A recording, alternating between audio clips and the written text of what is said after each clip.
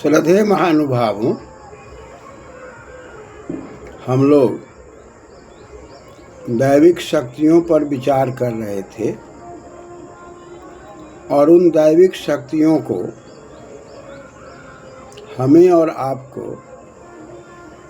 अपनी इंद्रियों में धारण करना पड़ता है।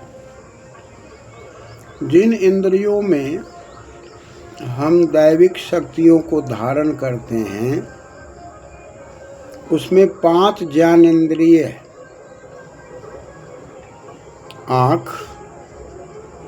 कान, नाक, जिह्वा और त्वचा। इस 5 ज्ञानेंद्रियों से हम 5 प्रकार की अनुभूति लेते हैं। आँखों से रूप, कान से श्रवण, नासिका से सुगंध, जिह्वा से स्वाद और त्वचा से गर्म और ठंडा का बोध। इस 5 ज्ञानेंद्रियों के लिए वेद में मंत्र बता रहा है,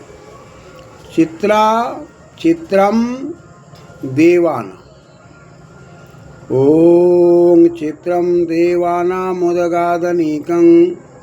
चक्षुर्मित्रस्य वरुणस्याग्नेः आप्राद्या वा पृथ्वीरन्तरिक्षं सूर्यात्मा जगतसुतश्च। और इन मंत्रों से स्वाहा करके आहुतियाँ भी दी जाती हैं और इसमें बताया जाता है कि संसार के अंदर जितनी भी वस्तुएं दिखाई पड़ती है उन सारी वस्तुओं में चित्रियति चित्रम, जो चित्र विचित्र प्रवृत्ति और गुण है वो चित्रम के कारण है। और चित्रम कौन है? सूर्य है। देवानाम, देवताओं के लिए हम संसार में अग्नि का प्रयोग करते हैं, वायु का प्रयोग करते हैं, जल का प्रयोग करते हैं, पेड़ पौधों का प्रयोग करते हैं। प्रकृति के अंदर तरह तरह के उत्पन्न पदार्थों का प्रयोग करते हैं। धरती माता की कृपा से अन्न का प्रयोग करते हैं, फल का प्रयोग करते हैं, मेवा मिष्टान का प्रयोग करते हैं। ये सब धरती माता के माध्यम से और सूर्य के माध्यम से, सूर्य देवता के माध्यम से ये ब्रह्मांड का संतुलन है। और इसके अंदर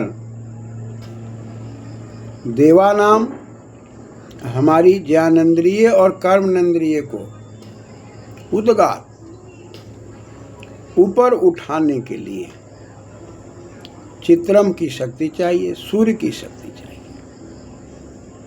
कहा कि सूर्य की शक्ति के बगैर हम ज्ञानेंद्रिय और कर्मेंद्रिय को सही दिशा नहीं दे सकते। इसलिए सूर्य की आराधना आवश्यक है। और सूर्य के अंदर जो 7 किरणें हैं उन किरणों के सामूहिक अनुकम, जो सामूहिक रूप से जो श्वेत रंग दिखाई पड़ता है, जहाँ श्वेत शब्द स्वइत अपने अस्तित्व को बताता है। मानव का अस्तित्व हो या प्राणी का अस्तित्व हो या जीवन की शक्ति हो, जीव मात्र का अस्तित्व सूर्य पर निर्भर है। और सूर्य की कृपा से पुनः देवानामुदगादनिकं चक्षुर्मित्रस्य, ये नेत्रों के मित्र सूर्य है। और जिस प्रकार से ब्रह्मांड को अवलोकित करने की शक्ति सूर्य के द्वारा है और सूर्य के माध्यम से ही नेत्रों में शक्ति है और नेत्रों के माध्यम से ही संसार में हम सब मित्रस्य चक्षु, चक्षु और मित्र दोनों में समानता की बात आती है। जो चक्षु से सभी प्राणियों को एकत्व की दृष्टि से देखता है वही मित्र है।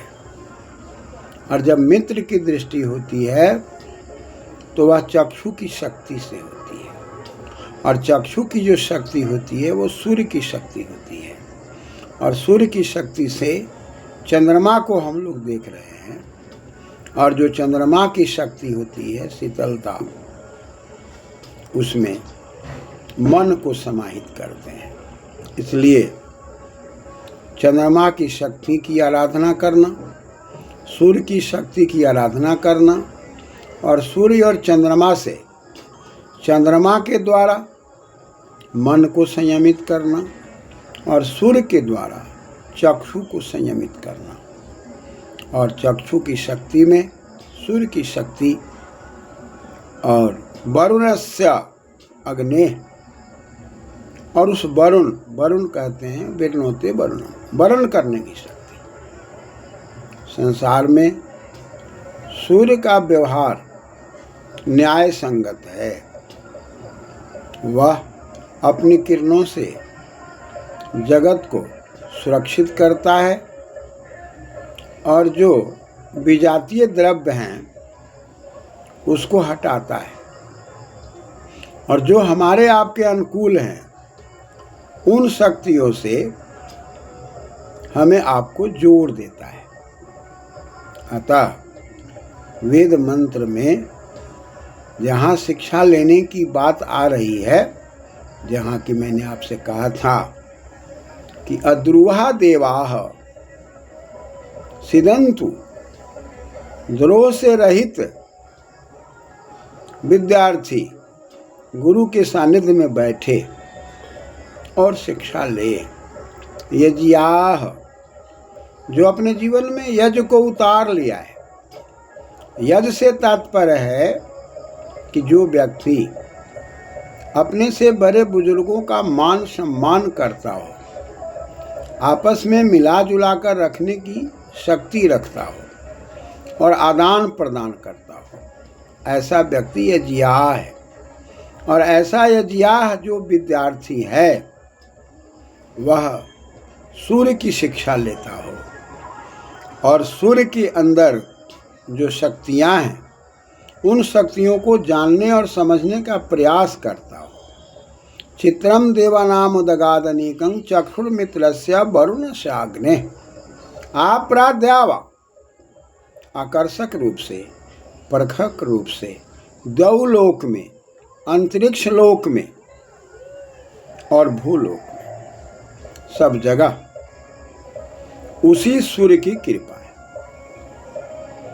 या वो पृथ्वी का फैलाव दिखाई पड़ता हो, पृथ्वी पृथ्वी, अंतरिक्षण अंतरिक्ष हम शरीर के अंदर में देखते हो या ब्रह्मांड के बीच वाले भाग में देखते हो, या देवलोक में दिव्यति, जो दिव्य शक्तियां हैं, दिव्यति देवा, जो दिव्य शक्ति है, जो ब्रह्मांड के अंदर है, वायु के अंदर है, जल के अंदर है, सूर्य के अंदर है, अग्नि के अंदर है, वरुण के अंदर है। और ये सब उद्गात, ऊपर ले जाने वाली शक्ति है, हमारे स्तर को ऊंचाई तक ले जाने की शक्तियां हैं। इन सारी शक्तियों से जुड़ करके देवतुल्य जीवन जी करके आप्राद्यावा पृथ्वी अंतरिक्षम सूर्य आत्मा सरति सूर्य, सारे संसार को प्रेरित करता है वो सूर्य है जो गतिशील है और दुनिया को गतिशील रखता है, वो सूर्य है। वह आत्मा की तरह है। शरीर से आत्मा के निकल जाने के बाद शरीर का कोई महत्व नहीं दिखाई पड़े। ये विकारग्रस्त शरीर ज्यों के त्यों पड़ा रहता है और इससे प्रदूषण होता है, जिसको हम सुगंधित पदार्थ, पुष्टकारक पदार्थ आदि लेकर मंत्रों के उच्चारण से अंत्येष्टि कर देते हैं। लेकिन इसमें से जो आत्मा निकलता है